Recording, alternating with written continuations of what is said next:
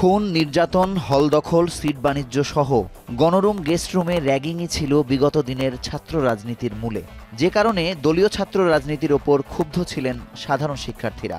গণ অভ্যুত্থান পরবর্তী ছাত্র রাজনীতির রূপ কেমন হবে তা নিয়ে সংলাপে অংশ নেয় জাতীয় নাগরিক কমিটি, বৈষম্য বিরোধী ছাত্র আন্দোলন, শিবির, ছাত্র ইউনিয়ন সহ বিভিন্ন দলের ছাত্র নেতারা।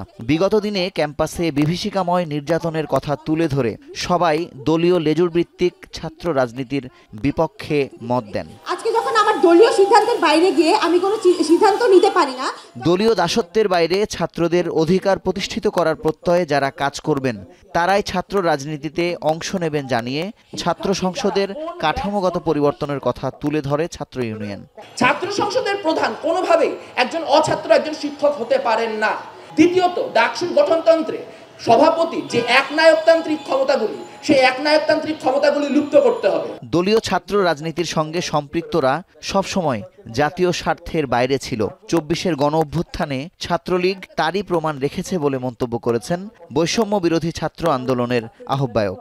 আপনি যদি ৪৮ দেখেন, আপনি যদি ৭১ দেখেন, ৯০ দেখেন, ১৮ দেখেন, ২৪ দেখেন, দলীয় ছাত্র রাজনীতির যতগুলো নেতা ছিল এই জাতীয় স্বার্থের এগেনস্টে দাঁড়িয়েছে।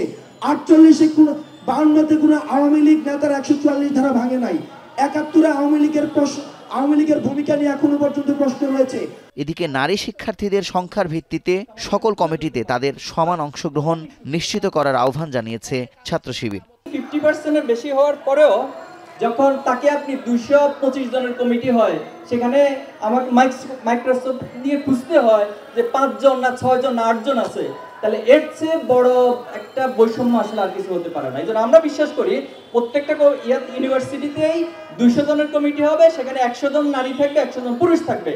এক্ষেত্রে যদি কোনো দল সেটা মেনটেন করতে না পারে, তাহলে আমাদের পরামর্শ হলো যে সেক্ষেত্রে নারীদের আলাদা কমিটি হবে এবং পুরুষদের আলাদা কমিটি হবে। ক্যাম্পাসে নিজের ওপর ছাত্রলীগের কয়েক দফা নির্মম নির্যাতনের বর্ণনা দিয়ে জাতীয় নাগরিক কমিটির সদস্য সচিব আক্তার হোসেন বলেন, ছাত্র সংসদ কেন্দ্রিক ছাত্র রাজনীতি চান তিনি। প্রতি বছরই ছাত্র সংসদ নির্বাচনের আহ্বানও তার। হয় বয়সের ফ্রেমে ছাত্র রাজনীতির অ্যাক্টিভিজমকে আপনার বেঁধে দিতে হবে, অথবা একাডেমিক যে পড়ালেখা আছে সেটাতে আমাদেরকে কি করে দিতে হবে, বেঁধে দিতে হবে। ছাত্রদের এবং তরুণদের মধ্যে রাজনৈতিক একটা উন্মেষ ঘটেছে বলে আমরা মনে করি। একটা রাজনৈতিক দলের আকাঙ্ক্ষা তৈরি হয়েছে। যদি একটা রাজনৈতিক দল হয় এবং সে রাজনৈতিক দলে যদি আমার কাজ করবার সুযোগ হয়, আমি চেষ্টা করব আমার জায়গা থেকে যেন ৩০০ আসনেই প্রার্থী দেওয়া যায়। বিএনপির প্রোগ্রামে অংশ নিতে গিয়ে সংলাপে ছাত্রদলের সাধারণ সম্পাদকের অংশ না নেয়াকেও লেজুর ভিত্তিক ছাত্র রাজনীতির কুফল বলে চিহ্নিত করেন ছাত্র নেতারা। লেজুর ভিত্তিক ছাত্র রাজনীতি চান না। মুজাহিদ শুভ, এখন, ঢাকা।